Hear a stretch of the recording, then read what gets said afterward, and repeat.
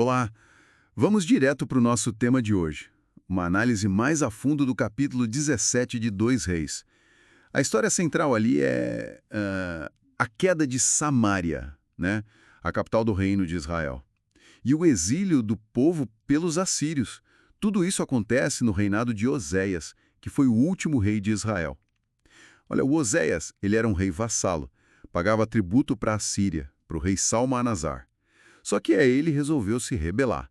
Parou de pagar os tributos e, buscou uma aliança com o Egito.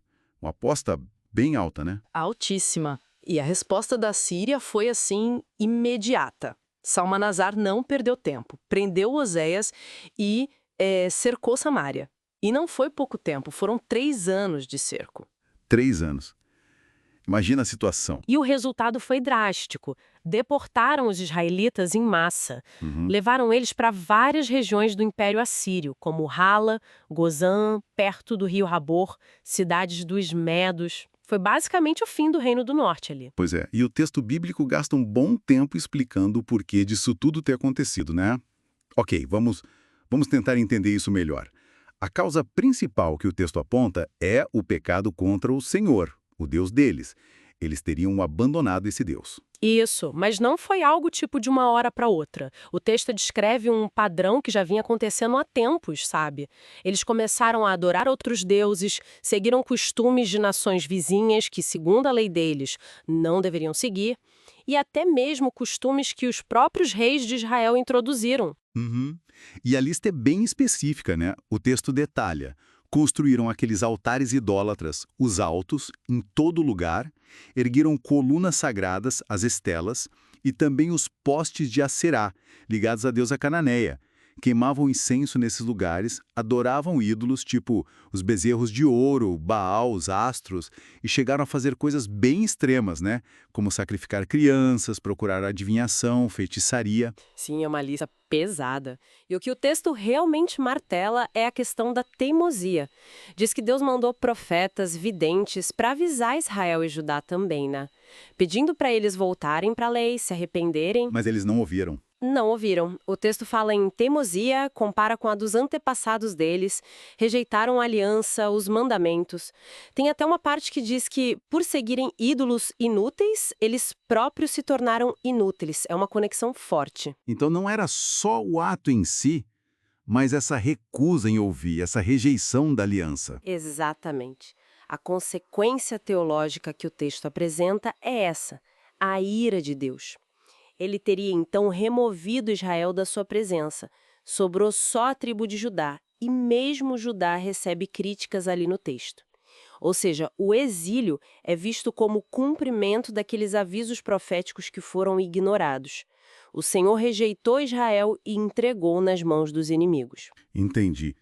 Aí, com Samaria vazia, o rei da Assíria faz o que era comum na época: repovoar. Trouxe gente de tudo quanto é canto do império: Babilônia, Cuta, Ava, Ramate, Sefarvaim, para morar nas cidades que eram dos israelitas. E é aqui que a história fica bem interessante. Esses novos moradores, claro, não conheciam as tradições locais, não adoravam o Deus de Israel. E aí o texto diz que começaram a aparecer leões atacando o pessoal. Pois é, uma situação bem curiosa mesmo. Chegou a notícia para o rei da Síria, né, que o povo não sabia como adorar o Deus daquela terra, e a solução dele foi, digamos, pragmática e até um pouco irônica. Mandou de volta um dos sacerdotes israelitas que tinham sido exilados. Esse sacerdote foi para Betel ensinar essa gente nova como eles deveriam cultuar o Deus de Israel. Deu certo. Quer dizer, eles se converteram e passaram a adorar só o Deus de Israel? Não exatamente. O que aconteceu foi um fenômeno que a gente chama de sincretismo religioso. Bem claro ali no texto. Os diferentes grupos étnicos até passaram a adorar o Senhor, sim, mas ao mesmo tempo continuaram adorando os seus próprios deuses. Usavam os mesmos altares que os samaritanos tinham construído antes, cada povo com seus deuses. Sucote-Benote, Nergal, Azima, Nibas, Tartak, Adrameleque e Anameleque, para quem os sefarvitas até sacrificavam os próprios filhos. E eles nomearam seus próprios sacerdotes locais também. Caramba! Então, o ensino do sacerdote levou a uma mistura de crenças, não a uma mudança total. Exato. O texto faz questão de dizer que essa prática misturada, temer o Senhor e servir aos próprios deuses, virou a norma ali. E que isso continuou por muito tempo, até hoje, na época em que o livro foi escrito. Essa persistência da mistura é um ponto-chave, então. Com certeza. Especialmente se a gente compara com a aliança original que Deus tinha feito, que exigia adoração exclusiva a Ele, o Deus que os tirou do Egito. A ordem era clara: obediência às leis, adoração única.